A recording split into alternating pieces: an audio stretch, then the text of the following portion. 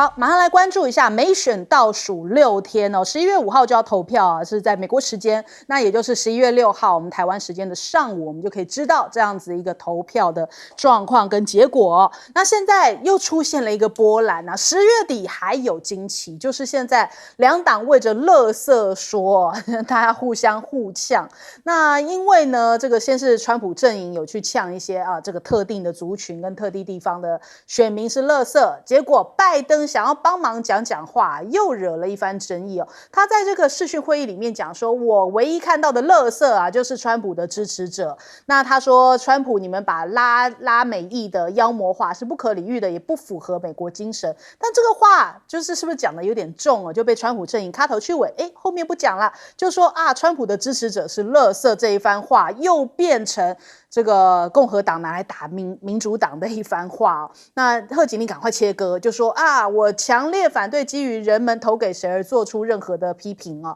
那我要成为所有美国人的总统，不论你的票是不是投给我。但是呢，这个被川普逮到机会了，他就立刻大操作一番呢。他还有开着一个川普垃圾车出来收垃圾，我们来看看。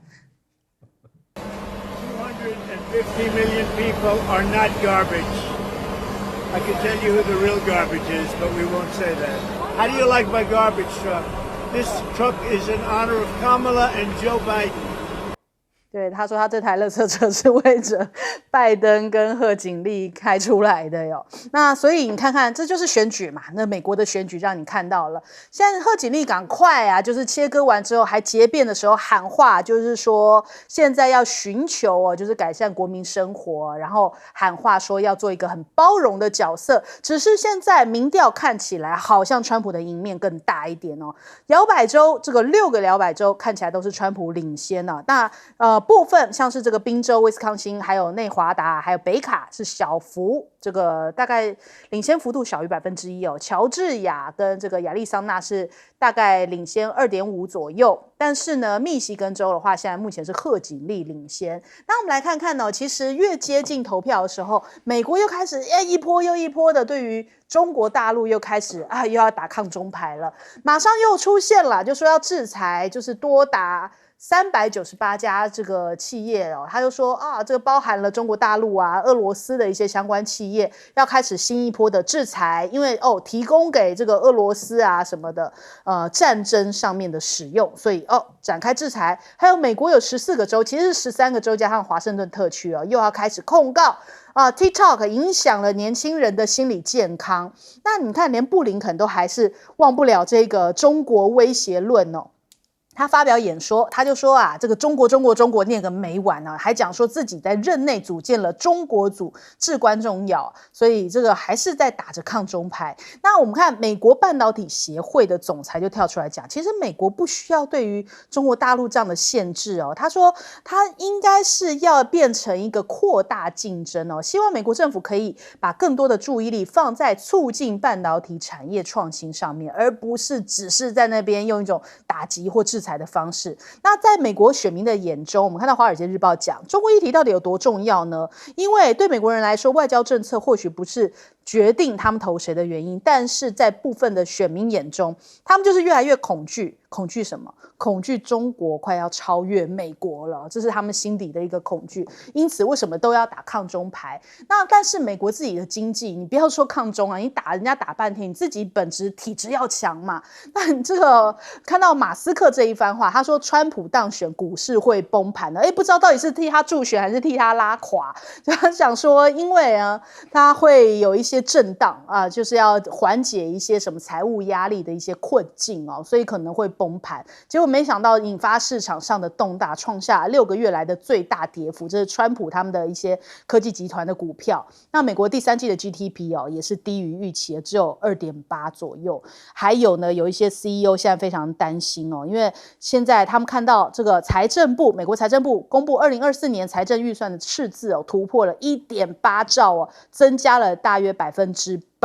所以现在看起来国债越来越多，经济越来越差，反映在哪里？泽伦斯基告诉你一番话，他说：“嘿，你美国4月份的时候通过的军援计划，结果现在我们乌克兰只收到了10%。”然后他还讽刺了一番哦，他就说呢，美国一直跟他讲，你把你的工作做好啊，靠预备役撑一下哦，特种军旅再撑一下，再靠一些装备撑一下。结果呢，我们只拿到人家批准援助包裹里的10%，这一点都不好笑。他开始讽刺美国了。我们来问一下杨老师，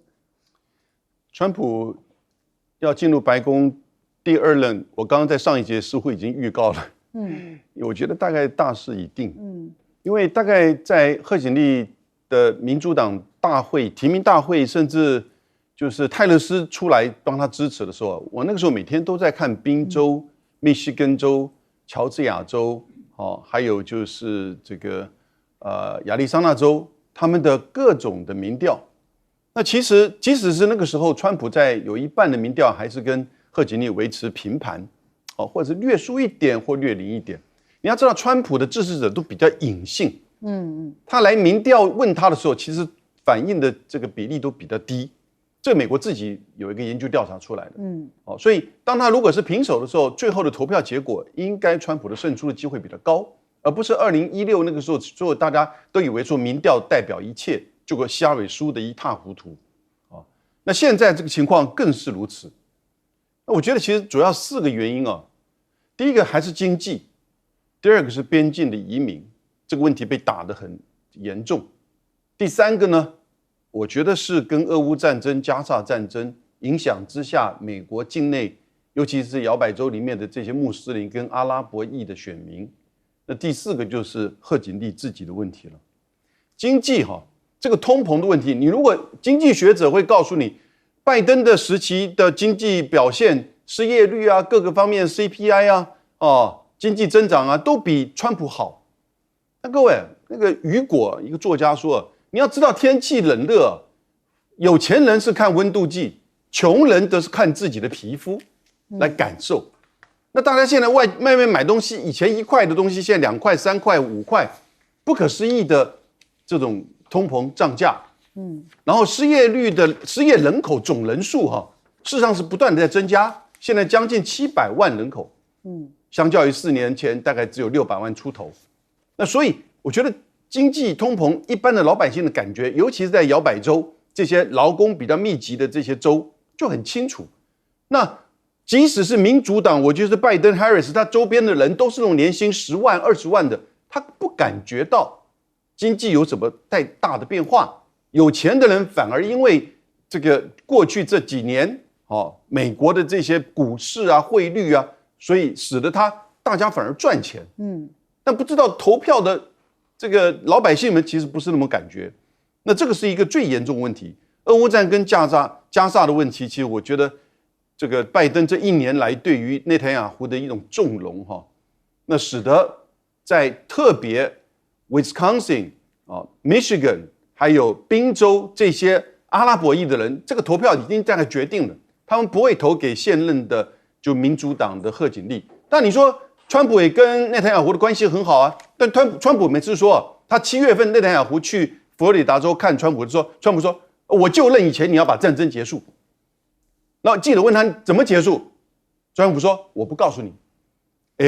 这也是一招，你看到没有？所以他就很懂得这个选举，那这个垃圾就更是如此。那贺锦丽，那真的是到后来证明他真的是一个正能量的草包啊。刚刚这个杨老师讲，我觉得很有感，因为今天是万圣节嘛。那美国的经济真的是反映在万圣节上面。我给大家秀一下我刚刚就是想到的时候，我就查一下，因为看到很多相关的报道，就是美国他们现在万圣节都是在缩水，然后今年卖最好的是 M&M's 的巧克力所以大家都是在消费降级啊，就是很多的这些品牌卖巧克力卖不动。因为很贵，然后有些人就改说，今年就不要巧克力了，过万圣节就是简单买一些便宜糖果，所以美国现在经济真的出了蛮大的状况嘛。我们来问一下左老师。好，当然了，其实毕竟即使是这样子这场选举当然还是一个很难预测的选举，因为双方差距太近了。比如像说这个前几天在这个纽约的这场造势大会，这个垃圾岛的这个说法。在这个美国从这个波多黎各移到美国本土来的这些选民的身上，到底会发酵到什么程度？在宾州就有50万的波多黎各的移民，那么宾州上一次拜登赢了8万票，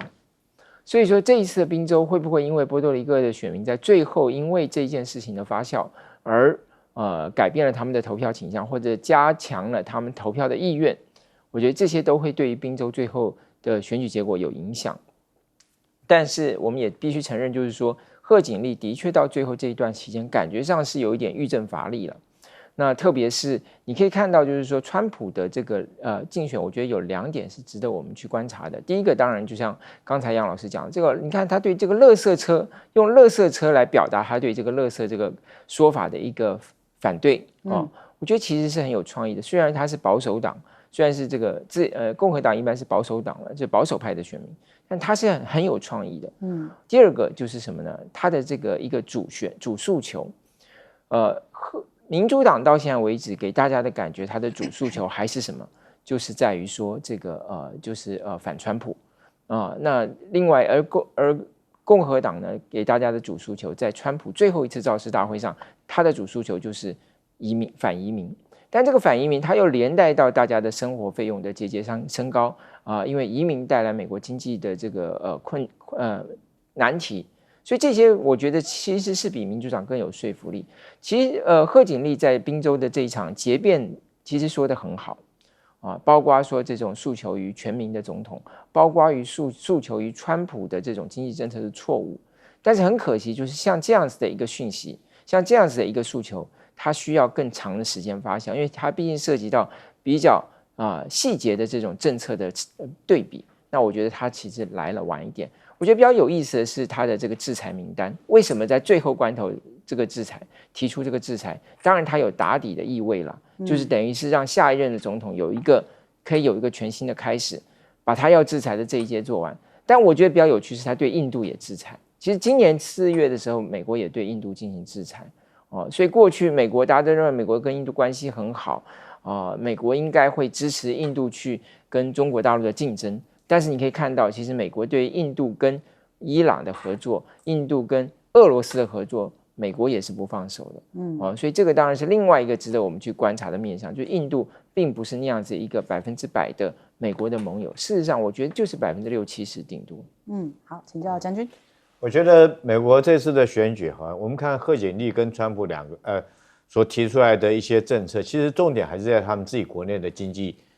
是最大一个问题的。虽然说可能有移民可能有这个美国这个外交邦交或者是俄乌战争其他因素，但是我觉得对选民最有感的还是他们经济的问题。所以说这个克林顿以前讲过嘛，笨蛋，这个问题在经济，对不对？其实我觉得还是回归到经济。那现在我觉得双方来讲的话，都想要办法说争取这个所谓的中产阶级的选民的支持。所以我们看到贺锦丽提出来很多的具体的端出来牛肉。他说第一个我们要改善老师，对不对每个老师要加薪多少？13000块美金，对不对要照顾年轻人，所以年轻人如果买房子的话，我们要给他2.5万的美金来协助他买房子，然后要鼓励他们生小孩，所以生了一个小孩每个人可以减税6000块美金。那他们算过美国5党级的联盟叫做联邦预算委员会算过，如果说是贺锦丽上台10年之后，他们的国债现在来讲虽然说是35.7兆美元但是这个还不算高。如果按照贺锦丽这种政策来讲的话，他们认为贺锦丽10年之后，美国国债会再增加3.5兆那川普开了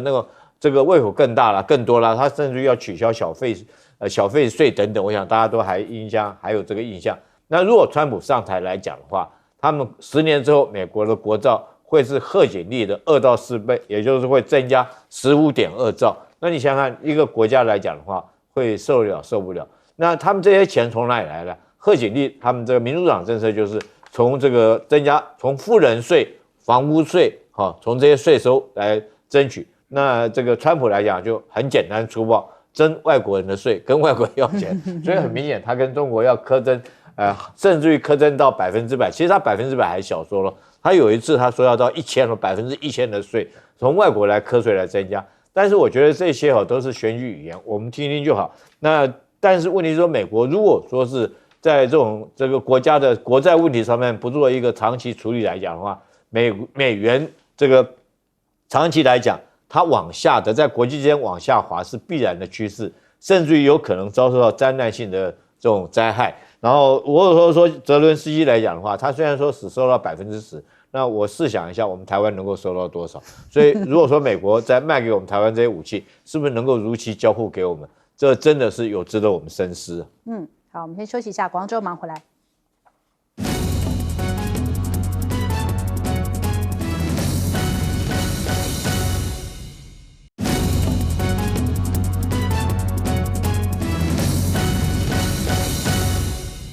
好，欢迎回来，新闻大白话。我们来看看呢，欧盟对于中国大陆的电动车加税呀，在昨天已经正式生效了。那它是从30号开始加征35.3%，那这个反补贴税大概是至少5年期哦。那加上原本的关税，等于这个10%加上去之后变成45.3%，是非常重的一个课税哦。那这个欧盟执委会讲说，尽管加征了反补贴税，但是也无碍于中方的协商，也会跟中方继续协商加税之外的替代方案，包含讨论最低进口价格哦。那大陆商务部当然是非常的反弹哦，他说不接受，那强调双方仍然会协商用最低的这个进口价格解决方案，同意在11月1号来举行新一轮的谈判。那北京一方面也状告到了 WTO 啊，就说这个有点违反好像这样子的一个公平贸易的原则，所以呢，北京也有在下一招，就是说接下来北京要求国内的一些汽车制造商要停止对于欧洲的大规模投资哦。那这个就等于说互相制裁啦，你怎么样对我，我就怎么样的反击了。那可是另外还有一些欧洲的国家哦，现在很着急要赶快来跟中国大陆，就是希望能够保持这个经贸的往来。像是芬兰总统哦，最近也是来访啊，就是跟中国国家主席习近平有见面。那他就是说后来听到说中方对于芬兰单方面免签，他还说了好几次中文，说感谢。我们来听听。Offers the visa-free entry to Finland. How do you understand its significance? I think it's great. We really, really appreciate that. It came as a little bit of a surprise. I mean, I'd heard that some European, very pleasant surprise. So when the president told me, I was, said 谢谢. I was very appreciative. It'll be much easier for people to travel to China, which I appreciate.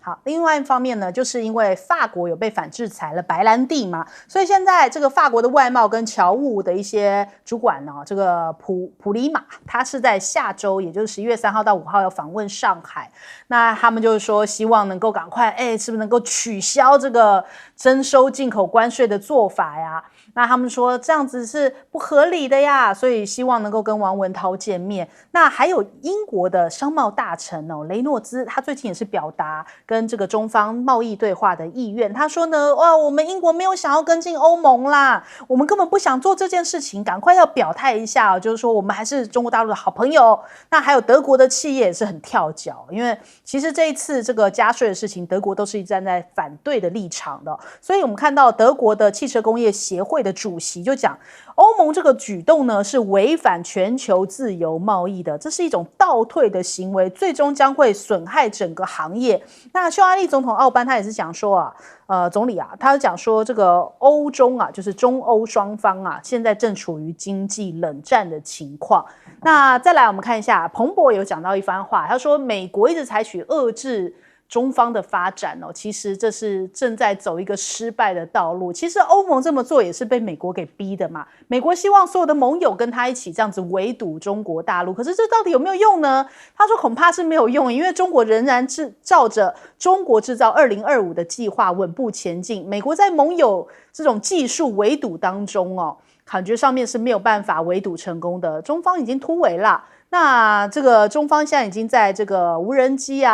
太阳能的电池板石墨烯高铁还有电动汽车锂电池这5个关键技术领域取得了全球领先的定位，还有另外7项技术都已经快速在追赶领导者了。那连比亚迪最新的一个财报出来它的销售量季度营收飙升了 24% 虽然已经超过了特斯拉同期的营收了，甚至呢连空中巴士是不是都要感受到威胁感了，因为中国大陆有一个新款的超音速客机哦，现在已经验证机成功首飞了。这是四川凌空天行科技公司他们的一个新的飞机，叫做云行者。预计呢会在2027首飞，力争在2030年投入到商业市场哦。那它这个飞机呢会以最高4倍音速以上的速度飞行哦，它的速度是现有客机的5倍左右。换句话说，从东北的哈尔滨到这个三亚，大概只要1个小时时间呢。哇，那要是真的是成功的话，在2027年，说是2030年的这个商业运营的话，恐怕真的会冲击到空巴接下来的市场。那首先我们来请教一下杨老师。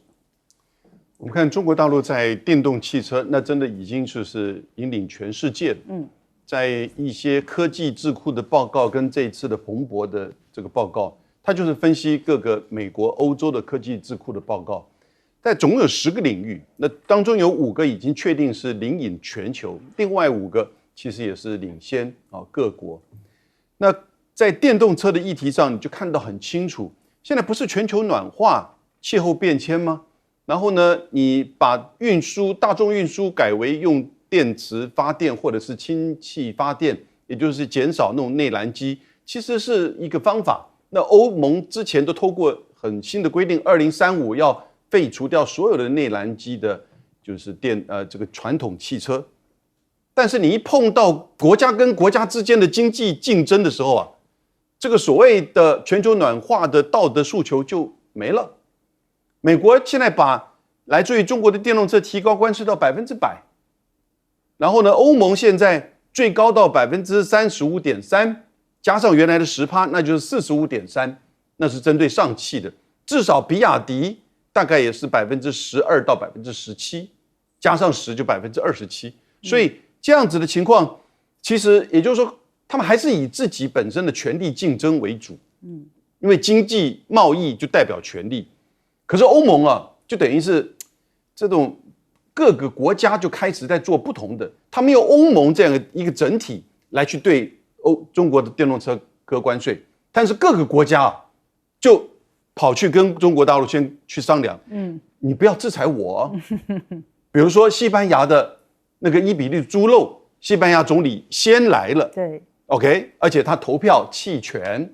对不对？然后呢，现在芬兰也来了。那英国也来了，然后德国当然原来就跳脚了。法国说你要制裁我的白兰地1年卖18亿美元到中国大陆去，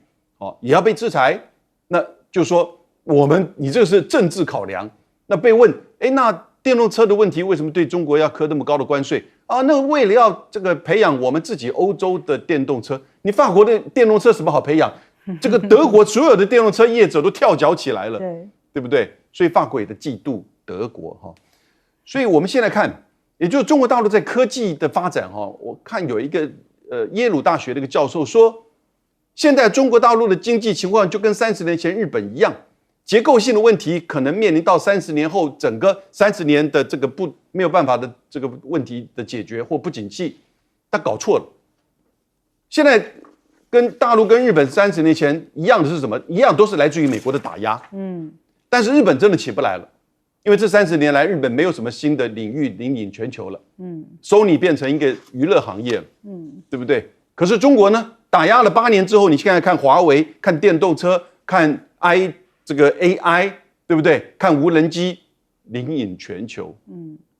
有一个东西概念叫做灯塔工厂，大家可以参考一下 Lighthouse 这个 factories，全世界有172家。中国占了70家左右，也就是说，这个工厂它是制造业的领先，那是世界经济论坛跟 McKinsey 他们所公布的。鸿海有2家，今年一个在越南，一个在深圳。你想想看，172家里面有70家在中国大陆，就代表它的制造业的领先。像宁德时代就是。对，好，我们来问一下左老师。好。那第一个，我们看到就是说，这个中国大陆已经向世界贸易组织提出诉讼。那事实上，他什么时候提的？他是在8月就提了。虽然那时候双方还在谈判，但是它是两手并进的。一方面双边咨商，二方面呢也向世贸组织提出诉讼。所以在8月的时候，这个案子就已经在世贸组织。那大家知道，如果因为跟现在这个世贸组织的争端解决机制呢，因为美国拒绝这个任命新的这个仲裁员，所以他现在已经停摆了。但是欧盟跟中国大陆都有参加一个有20几个成员国去组成的一个叫做临时上诉这个机制。临时上诉的这个协议，那因此他们是可以去通过这个机制去作为他的一个上诉机关来审核，最后来作为这个裁判裁决最后他们的这个争端这个案件最后的这个决定。所以换句话说呢，因为他们两个都在这个机制里头，就可以走这一套程序。那现在其实你看到这个，我其实觉得蛮有感慨的，因为台湾我们过去大陆停止我们这个水果向大陆输出，我们政府就说要去这个到 WTO 去诉讼啊，结果去查一个案子都没有。那事实上我们政府连参加那个临时的上诉机制都没有去参加。那大陆跟欧盟都有参加，澳洲也参加了，很多国家都参加，我们政府居然不参加。所以你看大陆他讲说，现在大家看到说他要提起诉讼，他已经2个多月前就提起诉讼了。第二个，当然我们也看到这一次的这个诉讼，这一次的这个课税的这个事情哦，其实它有一些不同的这个安排啦，就是说有一些不同的这个对待方式，比如像说上汽，它就是这个最高的关税是要加征35%，但是像比亚迪或者是吉利，他们大概就是16、17%，所以他们相对来说比较低。因此大陆就很怕说欧盟是各个击破，所以大陆就反过来各个击破。第一个就是说针对他的这个投资要看，只要投票赞成的，他就这个他可能就会有暂缓他的投资。第二个当然还有一点是什么，大陆是要求说他的汽车厂不能个别去跟欧盟谈，他要整体一起去谈。那为什么这一次这个德国的这个汽车制造商，德国的这个商业代表会出来反对这个课税的决定呢？当然很重要一点是，德国在中国大陆有庞大的投资。最近公布的一个新的数字，就是在今年4月到6月，欧洲的这个企业，欧洲企业对中国大陆投资创新高。那这个大概是39亿的美元啊，就是光4月到6月这个期间。但其中特别值得注意是，排名前3名的都是德国的企业，第1名是 Volkswagen， 第2名是这个BMW， 第3名就是 BASF， 就是一个德国的这个化学产品的制造公司。那所以你可以看到，因为德国在中国大陆有非常多的这个投资，因此他非常关心这个，非常担心，因为这个贸易制裁而导致德国以及整个欧洲跟中国大陆的经济关系会变坏。那因此你也可以看到，其实中国大陆另外一个它可以去使用的筹码是什么？就是你这些来投资的公司你得到的这个待遇，你在这边的经营环境，这当然也是这些企业会很担心的地方。那当然另外一个我们看到就是对于这个欧洲特别商品，特别一些国家的商品的这个贸易报复，这个其实又是另外一回事。因为如果说WTO 会去比较去支持那些国家对于它本国市场的保护，那么反过来说，中国大陆在它的自己的市场上对欧洲产品这种提高关税，也会在 WTO 过关。所以就等于你用 WTO 这个机制呢，其实对于双方来讲都可以产生一种恐怖平衡。好，还请将军。我们讲点轻松的，这个斯马赫的高速飞机有没有可能成功？其实它已经成功了啊，在上个礼拜6的时候，它已经原型机已经试飞成功了。那预定在2027年的时候做全尺寸的这种试飞然后在2023年它又准备要投入商业营运。那为什么这种飞机可以飞到这么快？它从这个将近4马赫，也就是从北京飞到纽约的话，2个钟头就飞到了。从哈尔滨这个飞到海南岛，整个中国的从北到南，最北边到南边1个小时就飞到。因为它利用一个原理叫做钱学森弹道原理，它是打水漂的方式。那飞机飞这么快的客机，以前曾经有过，就是法国的协和号嘛，它那个速度可以到2马赫。可是它遇到几个问题，它总共这个生产20架，有16架投入营运。那时候遇到很多的问题，譬如说第一个最大的就是，你知道客机跟其他飞机、军用飞机最大不一样的，有几个因素，第一个你安全性够不够，你带的是乘客，几百个人坐在上面，那跟军机来讲是完全不一样。第二个你要赚钱，所以说你成本要低。那协和号当初后来取消掉营运，就是它的这种营运成本过高，它虽然说可以飞到那么快，可是它营运成本过高。我们原来以为这个是个梦想，就像是说在我小学的时候，那时候还坐蒸汽火车的时候，我觉得想不到今天会有高铁时速可以到达300-400公里这种速度可以做。所以它如果说是利用打水漂的原理，在高空之中，那用这种方式，那我想说这个成功率一定是非常的高的，因为人类的想象是无穷的。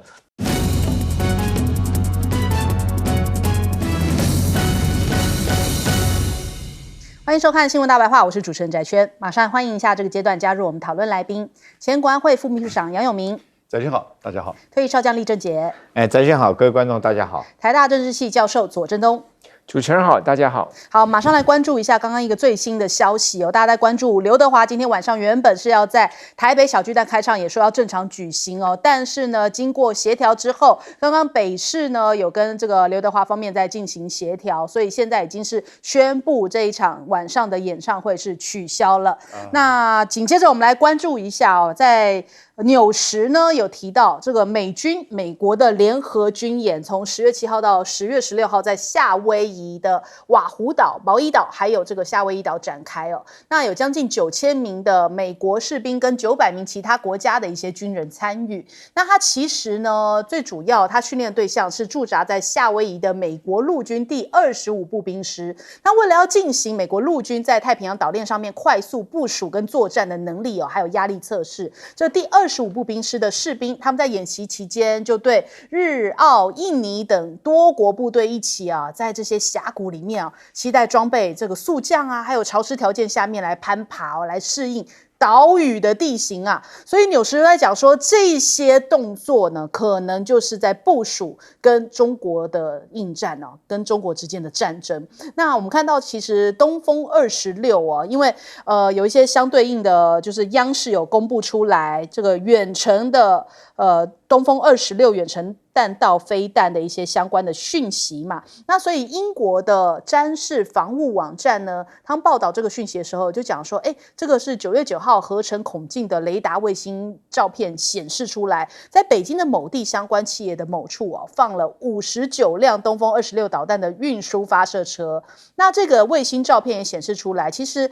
光是在这一年之间哦，就是2023到2024，至少生产了72辆东风26的发射车。那理论上可以是装备2个完整的东风26导弹旅哦，所以这个军力也是不断提升。那另外，这个大陆的军媒也分析，何尝兼备陆海双打的东风26啊，是除了洲际导弹之外、核导弹之外啊，那其实这是解放军最具威力的打击重器，射程覆盖了到第2岛链哦，所以现在不光是第1岛链，就是有这个威慑这个作用，其实已经可以覆盖到第2岛链去啦。那甚至呢，还能够对抗航母等大型海陆目标，进行中远程的精确打击，这是解放军哦这个射控西太平洋区域的一个杀手锏啊。那再来看一下，北韩也有动作啊。北韩呢，这个昨天的快讯呢，就其实应该算今天上午了。早上7点10分左右，在平壤这边有发射了这个弹道飞弹。现在目前呢，研判因为它是高仰角发射的这个状况，所以人家讲说可能是洲际弹道飞弹。那目前南韩也是在提升戒备的级别。那这也是北韩首次发射这个洲际弹道飞弹。韩军现在这个南韩这边哦，已经是提升戒备级别，包含了美国、日本相关部门哦，也都在共享这些北韩的弹道导弹资讯。那这其实是今年的第12次啊。刚刚说的第一次是指洲际弹道飞弹，但是如果是弹道飞弹的话，其实是北韩今年的第12次发射。那发射地点就在日本的专属经济区的外侧。那其实你看到了，这个日本政府现在目前呢，他们也是赶紧召开这个危机管理中心设立的官邸对策室，召集相关的省厅啊，也就是我们所称的部会负责人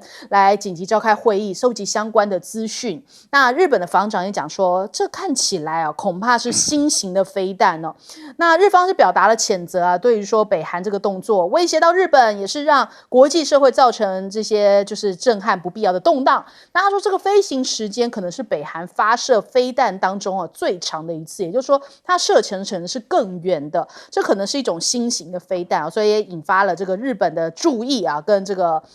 有一点这个关注啊，慌张的感觉。那你看看，我们就搜集了一下最近的一些动作。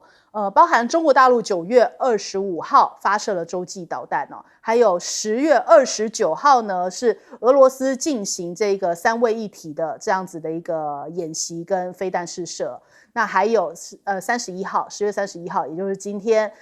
北韩疑似发射了洲际的弹道飞弹。现在俄中朝的结盟是不是让美国以及这个第一岛链他的这个小老弟们现在都感觉到一种紧张的氛围呢？那俄罗斯他们现在举行了3位一体的核演习，普京是讲啊，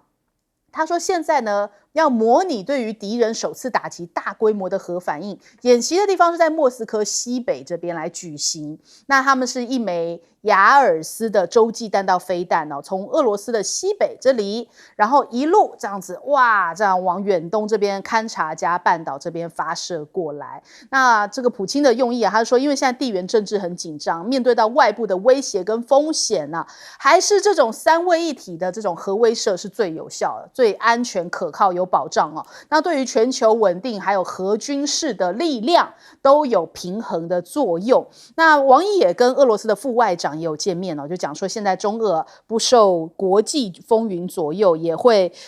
等于说是全面性的战略协作伙伴关系。北韩现在目前也派兵援助了这个俄罗斯的这场战争，俄乌战争嘛。那两国的外长也在莫斯科举行战略会谈。所以我们看到这个法广就讲了，他说呢，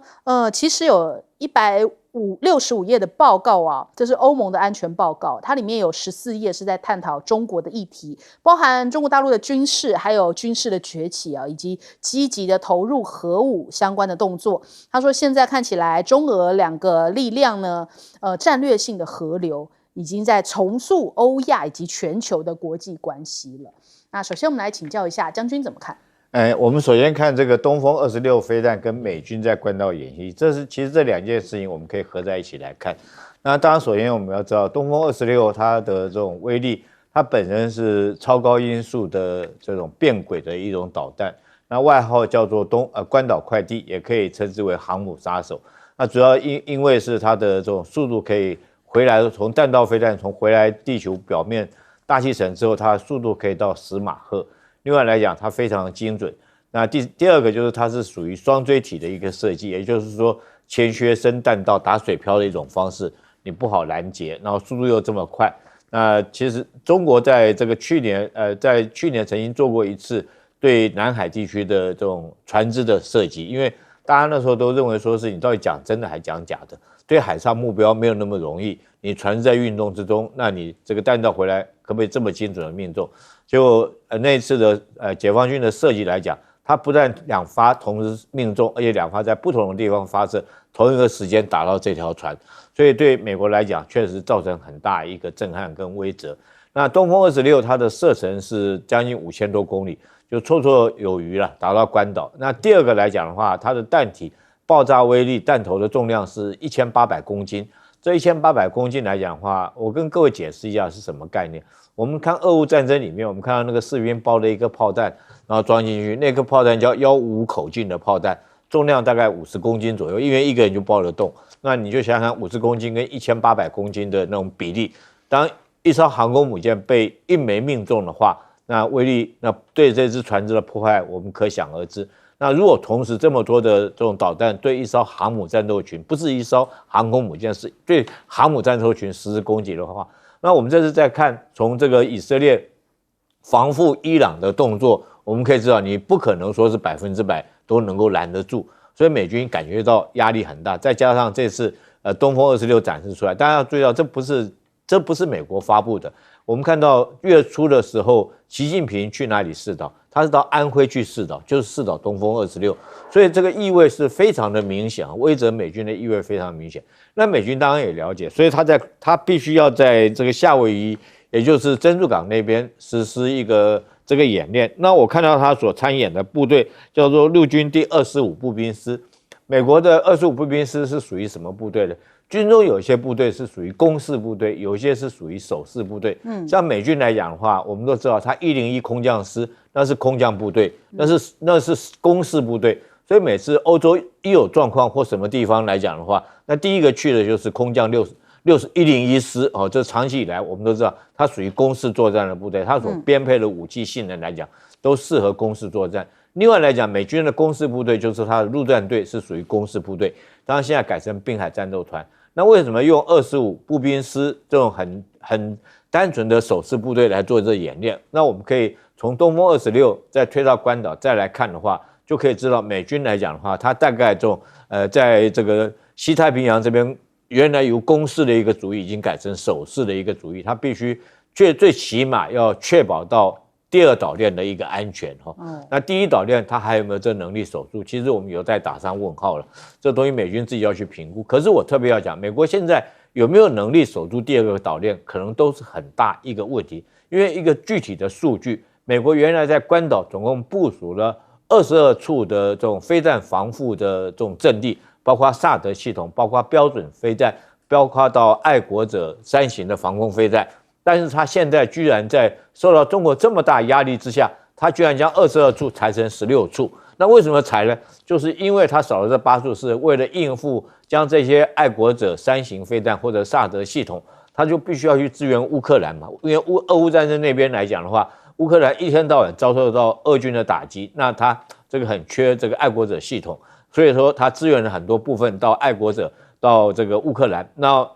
以色列来讲，我们最近听到一个很确定一个讯息，就是以色列跟他要了2套，一套觉得还不够，要了2套萨德系统来保护他的以色列。所以美军将这些防空导弹都移到中东，或者是移到这个乌克兰之后，他自己本身的关岛就显得力不从心。那再加上中国现在有这么多枚的导弹可以对关岛实施攻击，我觉得这个亚太地区的军事战略这一个层级，可能美军要重新思考，当然我们台湾也要重新思考这方面的一个很明显的一个问题。那美国这种防空导弹的产能还够不够，其实是值得我们去深思熟虑的。好，来请教杨老师。你知道10年前全世界所有的国家的军事预算加起来大概将近1兆美元，而美国就占了一半。去年2023年全世界的军事预算加起来已经来到2.4兆美元，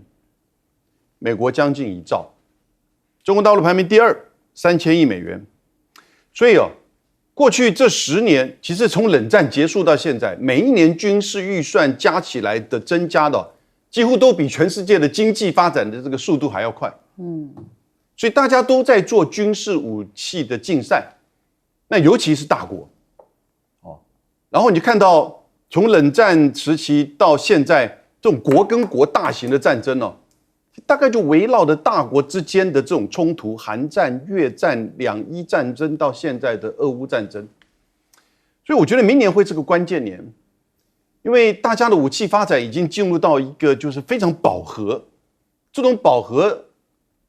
不只是在核主性的武器、传统的武器，甚至新的武器，无人机、太空、电子这些武器都已经到一个非常饱和。那政客开始会鼓动。那有一些有利益的军工团体、媒体、智库也会开始在推波助澜。那可是发生战争并不是这么容易因为同时大家的经济发展也是在往前走。发生战争的情况，可能大概绝大部分都是大国之间的对抗，然后呢还有领土的争议、历史的恩怨。可是呢，绝大部分都是意外事件突然的情势升高，但是都是在这个大国领土或者是历史的这个框架之内。然后呢，政治领袖开始在操作。我讲，明年如果川普就任之后，我怎么认为川普已经当选了？然后呢，这个俄乌战争不会，就也许会停战，但不会和平。所以它的问题还会在那边。然后呢，中东地区呢，我觉得其实以色列可能会稍微缓和它的占领，大部分已经都完成，可是那个报仇恐攻的因子永远存在。奈坦雅胡如果不下台，那战争对他永远是最甜蜜的果实。亚洲这边其实要紧张啊，我觉得北韩现在跟俄罗斯的关系过于亲近哈。一方面，它是要发展它真正比较有效的核子核主能力，可是呢，你要知道，这种我刚刚讲的政治人物因为领土因为历史恩怨，很容易爆发意外的情况。所以我觉得韩半岛会是接下来一个问题所在。台湾也是啊，台湾我们26、28有选举对不对？那南海呢？南海小马可是要到27年呢。所以各位，我觉得其实战争随时离我们越来越接近，因为你光是看军事层面，各种的核主的演习的或者是武器不断的在开始的发展，而且接近饱和。日本的军费2027年会是2022年的1倍。所以从这个角度，大家必须要提醒政治人物要谨慎再谨慎，要更关注国际的冲突的变化。好，来请教左老师。好，首先我们看到这个北韩发射的这个飞弹哈，因为其实它这个是洲际弹道飞弹，那它的射程其实是有11000到15000公里，但是它为什么会落在这个日本的这个经济水域的外围呢？那是因为它是向高空发射所以它这个距离它只走了大概只有1000多公里，但是它这一次的时间是它这个飞弹飞行的时间是最长的一次，87分钟。上一次的这个时间是77分钟。那么这一次的飞弹还有一个重要的特色是什么呢？就当然日本认为说是它可能是一个新的飞弹，新的这个洲际弹道飞弹。那如果是它过去的洲际弹道飞弹最长距离的就是它的火星18。那我认为这一次新的地方在哪里呢？就是上一次北韩在美国总统大选接近的时候发射飞弹是2016年的10月，那一次发射的是叫做无水端。所以那一次的那个距离发射飞弹的那个飞弹的距离比这一次要短很多。当然，一方面就是展现就是说北韩的这种弹道飞弹的那个实力是在提升的；二方面也就是展现它的这种不安全感，它要向外秀肌肉的这种意图是更加的鲜明就这一次发射的这个飞弹，它的这个射程是非常远的。那当然，为什么北韩要再这样做？那为什么2020年他反而没有这样做？2020年因为金正恩之前那一次有跟川普也见过面，所以双方好像是关系上有一些改善，所以他不在美国总统大选期间发射飞弹，这当然是第一个讯号。第二个讯号是什么？就是因为美国跟欧洲现在正对于北韩派部队到这个俄罗斯派部队参与这个俄罗斯跟乌克兰的战争这件事情，表达严正的这个立场。那包括现在韩国的国防部长也到美国去访问，也共同谴责了北韩的这个决定，甚至像那个美国驻联合国的大使还表示说，就是公开的这个喊话说，北韩派到俄罗斯的这个部队呢，恐怕最后就只能是进入失代回到北韩，他不会成功的发挥打击作用。那这些情况当然都给北韩的一个很好的一个理由去展现他的肌肉，展现他的这种强大的实力，表示他不会退让，不会屈服。那当然，我认为还有一个值得我们去关注这一次的情报战，因为韩国在前2天就已经说他们看到北韩有可能会发射飞弹，那结果后来他们的确发射飞弹，所以其实我们看到这种飞弹其实它是一个讯号，而这个讯号的前后也有很多的讯号去值得我们去关注。好，我们先休息一下，广告之后马上回来。